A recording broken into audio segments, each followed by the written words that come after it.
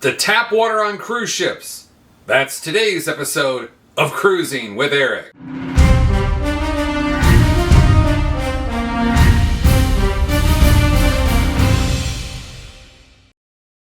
Hello cruisers, it's your friend Eric coming to you once again from my home in Charlotte, North Carolina, and today I want to talk about the tap water on cruise ships.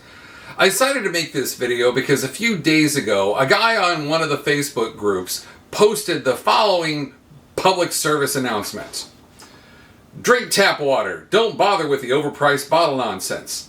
And of course, there were many comments, and one of the comments from a woman named Marla read, "Ew, no thanks. Too much salt which causes swelling for us. No problem spending a few dollars on bottled/canned water. My husband got very sick from the tap water." Before I dive into this topic, I just want to give you a little background on myself. I was in the U.S. Navy for 10 years, and I was what they call a machinist mate second class. You might recognize that icon right there. That's what the engineers on cruise ships wear. Well, in the Navy, machinist mates is what they call the engine room guys. For 5 years, I was on a ship called the USS Coronado out of San Diego, California back in the early 90s. We were the 3rd Fleet flagship. The ship doesn't exist anymore. They sunk it about a dozen years ago. It's now an artificial reef on the bottom of the Pacific. For a while I was on the good ship Coronado, my job was to make water. We had this thing called a flash-type distillant plant, which is like 1940s technology. And we would bring in seawater and distill some fresh water out of it and then pump most of the seawater back over the side. We had 2 of these things and each one could make 25 gallons per minute, which is actually quite a lot when you think about it. And that was just for a ship for 500 people, not a cruise ship of 5,000. Nowadays, the cruise ships use technology called reverse osmosis, which is much newer technology than the flash-type distillant plant I had on my ship. And that old flash-type distillant plant, when we were making fresh water, our standard for cleanliness was 0.06 parts per million chloride. I'm not going to bore you with the math. I just spent a few minutes doing it on Microsoft Excel. But just to give you some perspective, this is a pint. This is the bottled water that they have on NCL these days. And if you had 2 pints of chemically pure water, the kind of water that they would use like for coolant in a nuclear reactor, if you had 2 of these and you added 1 grain, 1 little speck of table salt to 2 pints of water, that would be approximately 0.06 parts per million chloride. And I think most people would agree that if you had 2 pints of water and added 1 granule of table salt to it, you're not going to taste the salt, and it's certainly not going to make you sick.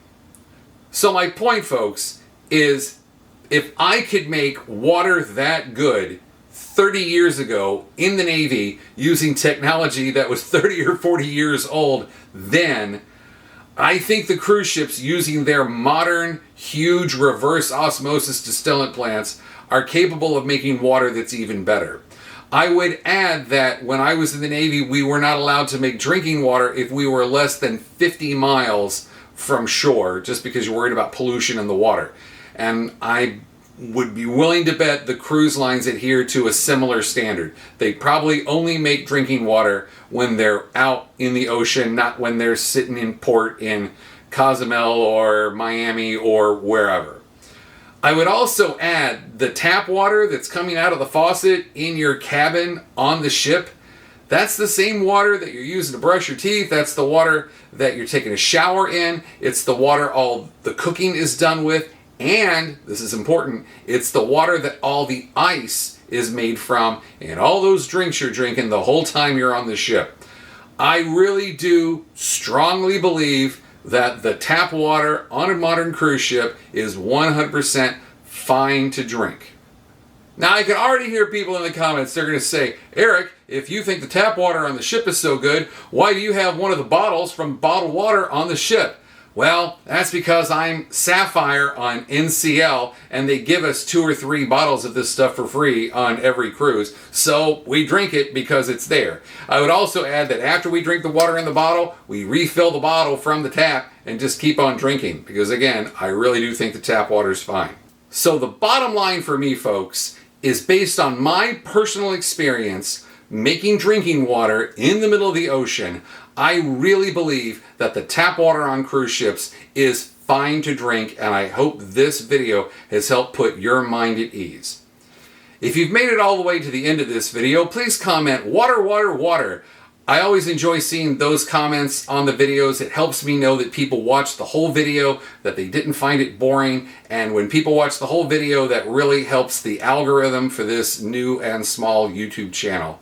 Before I go, I would just remind you that I am selling these 3D printed porthole picture frames. You can have the cruise ship image and use it as a door decoration when you're on the ship. They are magnetic, and when you get home you can hang it on the wall like that with a picture in it as a memento of your cruise. It is an Etsy store. I'll include a link in the description below, and I'll have a link to the video I made describing these in more detail at the end of this one.